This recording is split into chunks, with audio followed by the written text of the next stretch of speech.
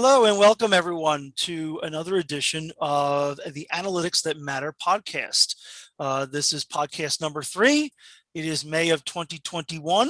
I am Chris Monshinsky. I will lead the questioning here and help referee between our moderators for the day. For anyone who doesn't know, Analytics That Matter is also a working group called the Analytics Working Group. It is hosted by MESA International. MESA, we are one of many working groups that is doing the real hard work of helping to define content for MESA and make MESA a value-added part of your industry experience. We are also happy to be hosted and promoted by the RCA Institute, of which Larry White, who is one of our panelists today, is as a representative. And with that, we do have Larry White with us today. We also have John Jackie from Dassault Systems. We have Alex Cusack with us from Altavia. And joining us today for the first time, we have Ihsan Yousafzai. Yousafzai. I apologize.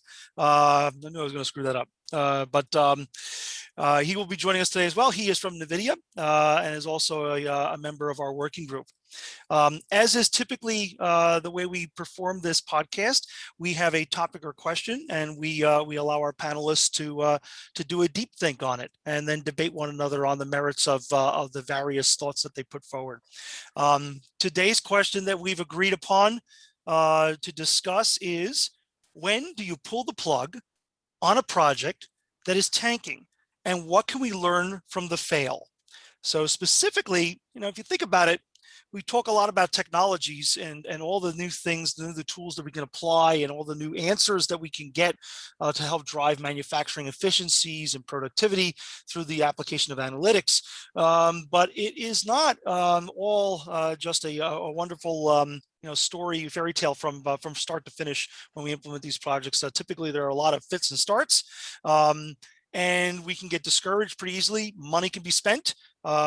Results can be elusive to achieve, and we need to manage expectations and manage the growth of our industry and our organization specifically around the application of these technologies and the benefits that we can ultimately yield from them. So with that, I'd like to ask John to give us a little idea of what he thinks is important here when it comes to managing projects. When do you pull the plug on a project that is tanking? What can we learn from the fail? Thanks, Chris, because I know that I like the way you introduced this as being a referee at this one, because I know this particular topic started out as a, do we really want to talk about fails, and just some of the arguments that we had around this. And it is a rather touchy topic, because, I mean, when you really think about it, a lot of people look at failure as something you don't ever want to talk about, but I don't look at failure as something you don't want to talk about. I want to look at failure as, what are we learning? What are we learning every single day? And the more we fail, the more we're going to learn. Doing it right the first time doesn't always mean that you've learned anything. To quote Thomas Edison, when he first turned the lights on, there was a reporter that asked him, he said, well, what did it feel like to fail something on the order of like 3,000 times in creating the light bulb? He said, what do you mean? About that time, his picture was being taken, and the flash bulb that was used to take his picture with, he says, oh, I didn't fail 3,000 times. I just learned 3,000 ways how not to make a light bulb. And oh, by the way, that flash bulb, thanks for the for the copyright on that. I got a couple pennies off of that, because that was one of, as you said, my failures. So, what do we learn? How do we do that? And yet typically we as engineers, as engineers, project managers, experts in the field, we want to downplay our failures and only talk about the successes. But without those failures, we don't have a success. We have to learn from all of that. So with that, some of the things that we have to say about learning is, what is a failure? How do we define it? And I think that the first thing that I would like to do is, I was going to say, I always like to start with metrics. I mean, this used to be, the analytics working group used to be called the metrics working group. but I think we have to identify ahead of time what we're going to track as being a success and or a failure. And how do we define and separate those two? And with that, I mean, I'll open up the floor to anybody that wants to chat about how you start by defining those successes, how you start by defining those failures, and where do you go from there? Yeah, so I don't know, Essen, do you have some insight being new to our podcast group here that you can add on to? I guess one of the things that John pointed out was that, he said, how do you define it? And I'm thinking along the lines of how do you retain, I guess, institutional and company knowledge about what you've tried and what you potentially failed at, so that you can then learn from it, but maybe even take those failures and turn them into spin-off successes. Right. Thank you for having me. I really appreciate. I think I'll echo what John talked about earlier. Is we all these big companies, we take shower and failure every single day, right? There's no denying of the fact, and this embracing the failure is one of the keys element of success. And so it's not about failing, it's how quick you want to fail and learn and do it right. The way the industry is going, you cannot fail after 1 year, you cannot fail after 2 years, right? You really need to fail early enough and take the actions accordingly, right? So this is one of the key things, that fail fast, learn fast, and take the next steps. And doing so, a lot of project management techniques which have been evolving, and how these companies are building these things, starting from the agile to doing the minimal viable products, MVPs. So these are some of the steps the companies are really going fast works. There are a lot of aspects they are applying to learn early enough. Are they deviating? The leap of faith assumptions they have made when they were starting off this project, are they validating or are they failing? So these are some of the things which we need to do. And the key thing is having those touch points, right? So there's a lot of times we are invested so much in one idea that it is hard for us to pull back, right? And somewhere down the line, it's become so invested that we, as a saying that emperor has no clothes, right? So somebody has to call that out, right? This is not working. So doing smaller things, doing MVPs, doing really applying the agile processes, and and learning quick is a key of finding out when you're failing and what you can learn from that.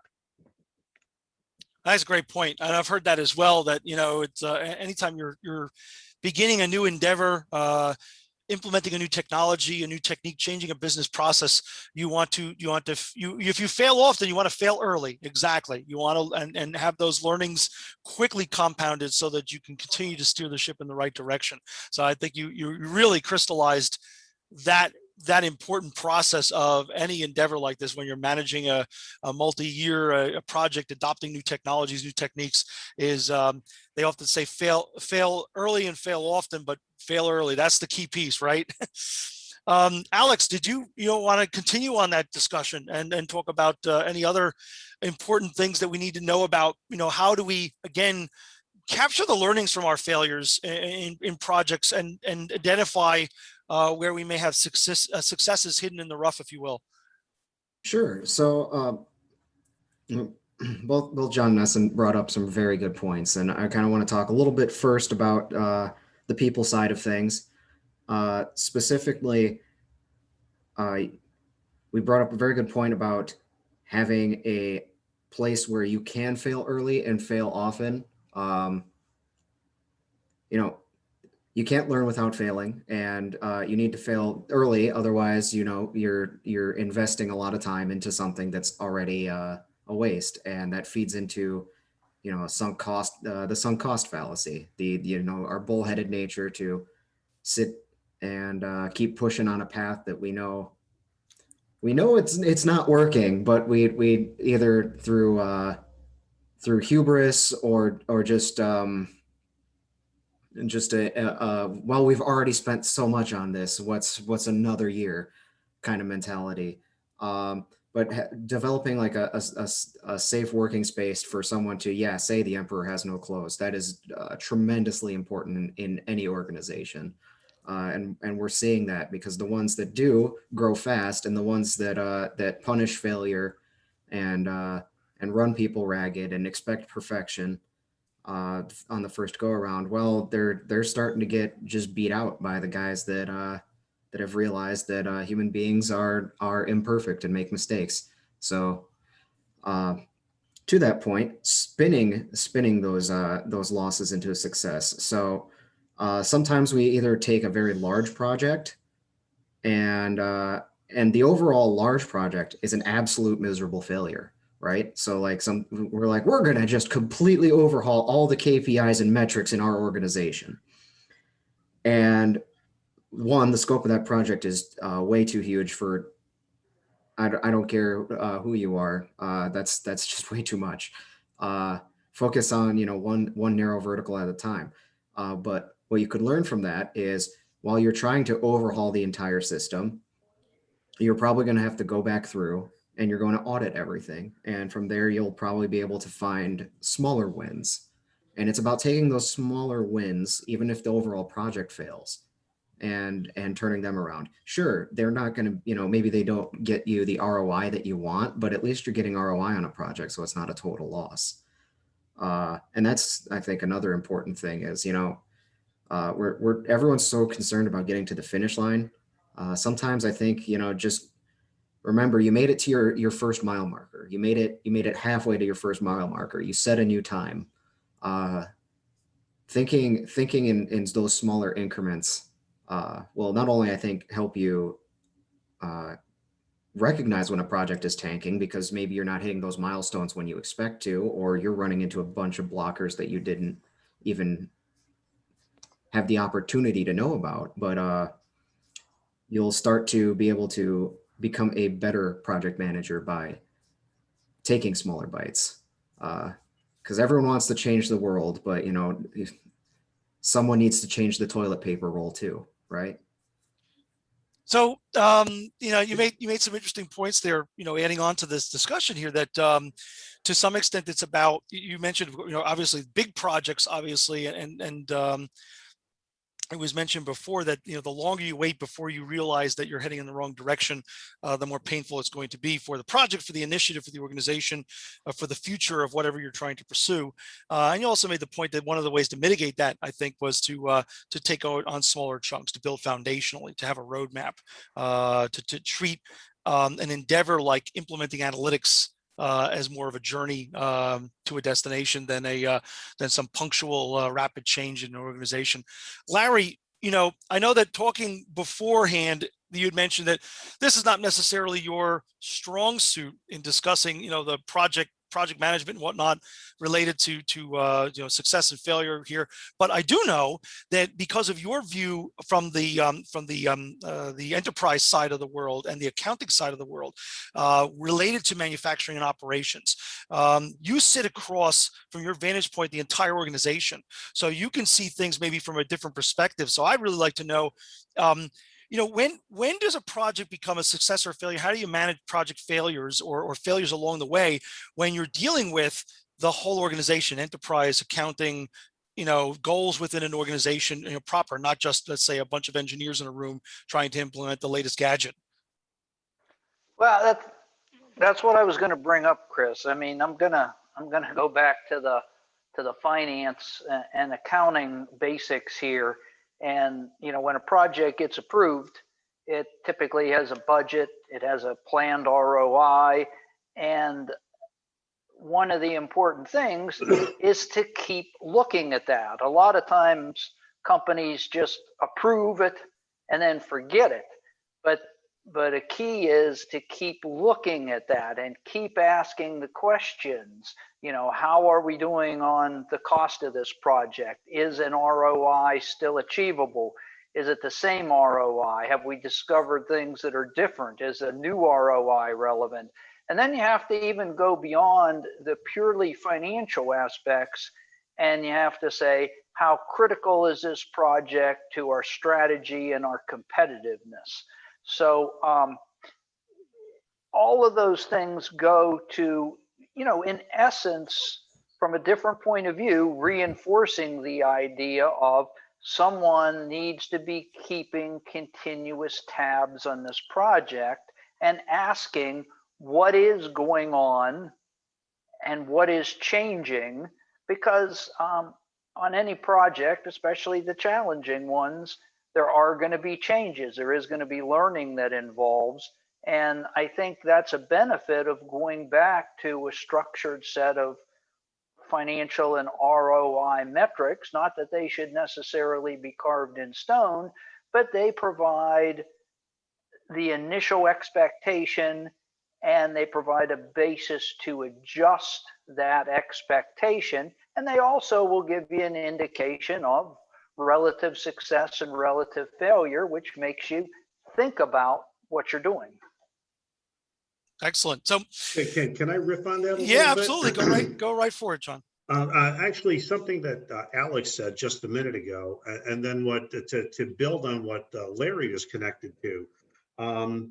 Alex had mentioned the word audit. How do we look at an audit? How do we look at a project and from a success, from a metrics, from a an investment perspective, as well as how, and then what can we learn from, and then that kind of started leading me to think, what can we learn from other industries? Like one of the things that immediately popped into my head was life sciences in the labs. The labs and life sciences always do things in a small scale lab before they are able to prove success. And they're able to do things very small, and they do things at a very rapid level to be able to say, and then they keep these things called electronic notebooks and electronic lab books. So you don't repeat the same failure. You might have multiple teams attacking the same problems across, you know, a global scale. And yet you want to be able to have a way to be able to track and in Alex's words, audit the process along the way as you're building that up. So, and with that, Larry, I'm going to throw this back into your lap, because I'm going to say, okay, when you put a project together, you typically have an ROI that you're after. But if you look at it from a lab small scale perspective, and I'm going to, you know, recommend a book if anyone hasn't read it. It's called The Lean Startup by Eric Ries. He basically says, do something small and test it. Minimally viable product. How do you cost? I mean, I understand the principles of RCA once you're at scale. How do you look at costing? How do you look at the buildup of all those financials from a small scale perspective? I'm going to throw that back in your lap. Well, I mean, fundamentally, for me, it's the same thing. I mean, you start with a plan. You put forth a budget, how much time and effort you're going to spend on that, how much supply. So you put together a budget. Then you put together a list of expected benefits, and hopefully you can make those benefits monetarily tangible. Sometimes you can, sometimes you can't on particularly small projects where you're really just looking for incremental breakthroughs on a step-by-step basis. But you know, then you just use the expense budget and you say, okay, we've reached the end of our planned expense budget, or we're halfway through. What kind of progress do we have? And it's not necessarily, in my opinion, a fatal thing. It just means it's time to ask the question. I'm always shy of using the word audit, because sometimes I don't think getting that independent, unrelated person in there to look at your project is necessarily the right thing to do. However, I do think that every professional involved in a project should maintain, that, a questioning mind and say, what are we doing? What can we possibly achieve? Which direction are we headed now? And, is this worthwhile to continue? And if everybody does that, and if the company makes it safe to do that by accepting the fact that failure can happen, then I think you get a lot better outcome. Interesting, because now I'm gonna flip this just a little bit, and I'm gonna so what I'm hearing from you, and correct me if I'm wrong, and I'm gonna throw this one over to Essen, is being the small chip manufacturing company that you are. If I think of any project in terms of Shark Tank, I'm sure everybody's seen Shark Tank. And if you ever listen to some of those people on other podcasts, whether it's Mark Cuban or any of those guys, they typically have, I've heard anything from 10 to 100 failures before they have one of their big successes. So it's a matter of investing. So how do you manage the R&D investment across multiple projects, and as well as the measurement of, when you stop investing in any one of those? I'm going to throw that over to Essen. Great question. I think you put throw a hard one towards me. Okay, so I think we need to. You need to think from the mindset. Okay, when these are the serial entrepreneurs, or you are trying to do something, you want to be an entrepreneur, or a project manager in a way. He's a CEO of his own company, right? He's trying to build a product, solution, or any other thing, and didn't deliver it to his stakeholders. The mindset is not about failing, is about a run to failure. Okay, so there's a little bit of a difference between of how you see and perceive things. So if you look in a lot of these startups, right, they have this mindset of they've run one idea to failure. Okay, yeah, they exhausted, they went through it, tested, verified, okay, and they ran to failure. Instead of taking it as a failure, they run it to failure. Okay, and that is a very important mindset, right? When you are building some of the things which have NVIDIA, the company which is really reinventing a lot of our future, right? And this is a key thing to understand, is that nobody has done this thing before, and you are embarking on this thing. You are trying to set a new bar in the technology and in innovation, and you need to put, okay, when I'm going to call it a failure, when I'm going to stop going into that tangent and come back and do something different, right? So these are some of the important things which as a team, as a culture in that organization is important to understand. Okay, and for that matter, right? There's one point I mentioned in my when I made my earlier comment. Identifying your leap of faith assumptions very clearly and early enough is very important, right? And when I say leap of faith assumptions, when you are trying to build something new, what are those key points where if they fail, the project, the product, the solution will fail, right? Let's validate them early enough. Let's not put them under the carpet for the later. If it is doing, if you're trying to build a product, you want to validate that with the end consumer early enough that, hey, what you're building is not going to end up as a science project. If you are taking it from the finance perspective, things that you have enough market, right? It's not is this something you're going to sell to the people, and people have the willingness to pay for this thing? Maybe it's a great idea, but nobody wants to pay for it, right? So these things needs to be validated. I mean, failure will be there, but so if you look at these people in our companies which are continue to innovate themselves, this is a key thing, that they think through small, identify the important aspect of what are the failure points, validating them early enough, and taking the next steps accordingly. That's all good points. Hey, I just to appreciate that.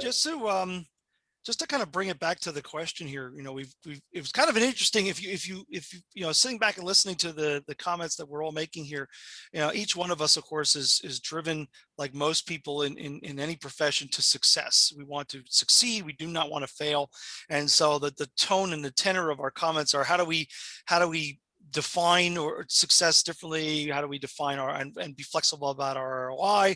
How do we find success in failure, right? And learn from what we call failures. But the question that we have here is actually, when do you pull the plug on a project that is tanking? So can I just ask us to think, is there ever a time when you can pull the plug? That's, that phrase is a pretty dramatic phrase, right? I mean, it kind of indicates that we're not just failing on a task, or we're not just having an opportunity to redirect, but is there a time when an initiative, a project, especially related to something as challenging and as new as analytics and the application of analytics technologies, are there times, and what are the criteria under which we pull the plug on a project and we stop heading in this particular direction that we've been heading down? And John, I'd throw it back to you first, just to give us some thoughts on that. Well, I'll give you a personal example. The company will remain nameless, but we worked very hard to solve a single problem on plant floor visibility. And we talked and talked and talked about it, and we decided that we were going to attach that project to a specific line. They had about 14 different lines in the plant. And this one had probably the highest amount of data that would have been available. And what it turned out to be is, it turned out that it had a high amount of data. However, it was such a variant from the rest of the plant, it really didn't work. And and after we basically proved the principle on the one line, we had to pull the plug on the project. And then we had to pivot from that failure. What we learned from that failure was that the principle of what we were trying to do was correct. The attack and the approach needed to be reworked. The attack and the approach had to be redone and then readdressed, so that the majority of that particular plant was going to be a success. But that one was basically, okay, instead of using anything from there, we ended up having to go back and refit that with the rest of with the common platform for that plant, for that line, which was, let me just call it, unique unto itself. But that's a personal, that's a personal story about, when did we have to pull the plug? At some point in time, we realized we couldn't fit it in to the rest of the plant. We couldn't scale. And it was the lack of ability to scale that said, we have to pull the plug and repivot and do a redesign, but take what we've learned to be able to move it forward.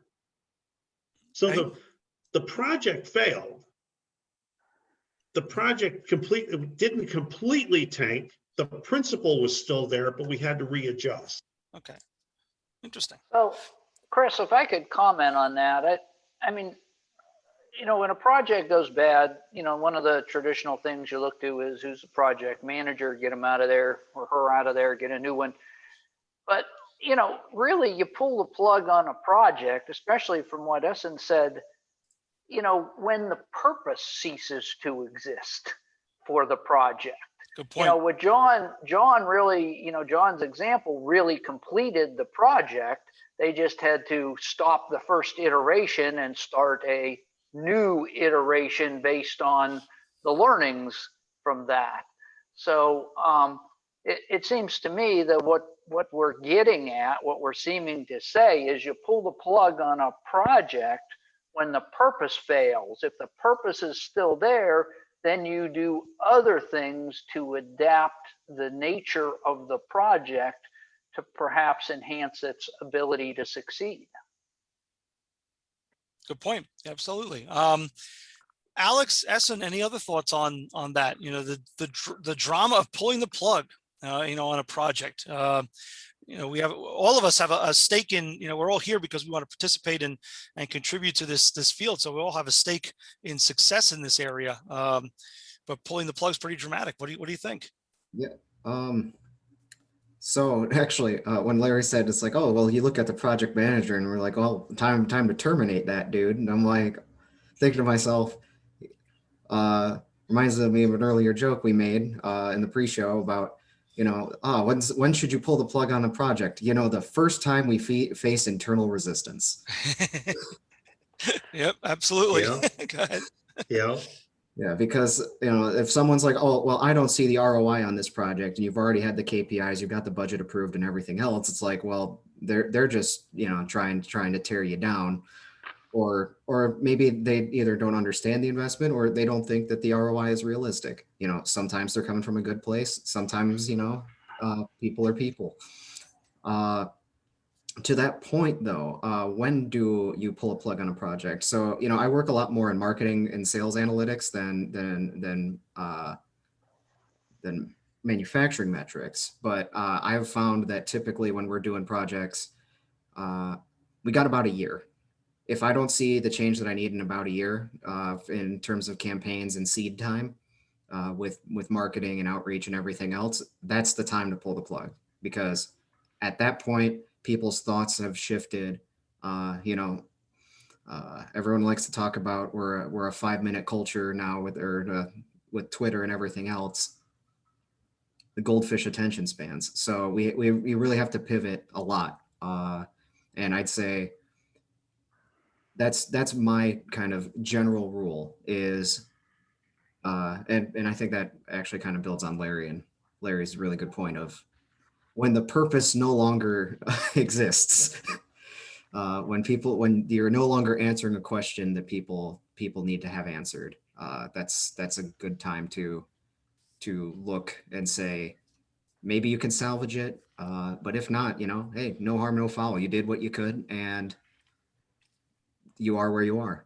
It's a good point to consider the difference between, when we talk about project failure, and to define what it, when you pull a plug on a project, what is, again, to go back to defining what is failure, because if the question you're trying to answer, the business problem you're trying to solve, it still has merit, then it's about the execution of the specific project that has not yielded the results or provided the insight, provided a viable technology to scale, whatever the criteria is that terms that particular attempt as a failure. And that's the project, but the overall goal of the organization, the roadmap of the organization and what they want to achieve operationally in order to improve, those things may very well remain the same. And so it becomes just a pivot to a different approach, a different technology, a different project plan, etc. So You make a great point, Chris, because I mean, is it a pivot and what can we take from the learning, or is it no one's reading the Encyclopedia Britannica, so therefore I'm no longer going to print it anymore? Which, by the way, is a decision that I think has been made, right? So, yeah, well, I mean, to some extent, it's the way we, and it's part of the consumer culture as well. I mean, what does the consumer and who is the consumer really does point to what we do and how we do it, whether it's in manufacturing or whether it's a part of the consumer market. I mean, we're not buying the same things we did 30 years ago, and how have we learned to use today what we don't have 30 years ago? And whether it's for the better or worse of mankind is really starting to, was part of it, and as well as what you want to consume. So, So final thoughts from anyone on this question? It's an interesting discussion, definitely, and went in a couple of different good directions. So, thanks everyone. But I mean, the only thing I would say, I mean, like Larry put up and John, they put up a very good, the 2 points, right? And the purpose is the mission, right? And mission is the boss, let me put it this way, okay? And as long as the purpose and the mission is there, the project is always going to be there. You need to pivot, and every project pivots. And some do more often than others, but every project pivots to achieve, you always need to find ways to meet your objectives. That's the key thing. And how often you need to pivot, that is up to the need, right? And especially now bringing back to the analytics, which is something a lot of companies are trying to build new analytics, artificial intelligence. There's a new realm for them and the new area and space for them. And you hear a lot of stories, that project did not work out, it failed.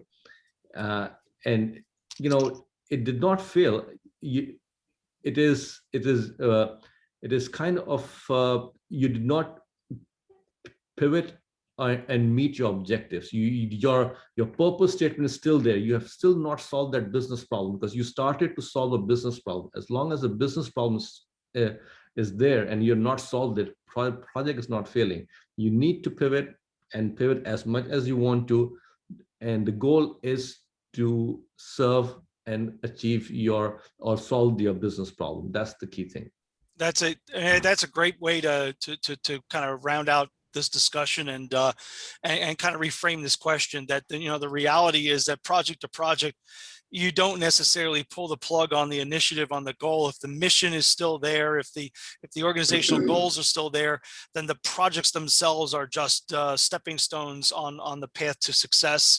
And we have to categorize them, scope them properly, and expect some failures and learn from them, and pivot when appropriate in order to ultimately achieve the goal, because the goal is worth achieving. With that, I'd like to say thank you to everyone who participated today, especially to Essen, who joined us for the first time. Hopefully we didn't scare you. You'll come back. Enjoyed talking with you and your insight. We'll be back next month with another topic question and many of the usual suspects. Until then, please seek us out at the RCA Institute with a link for this podcast, where they'll post it in YouTube and through MESA International as well. Thank you very much for listening.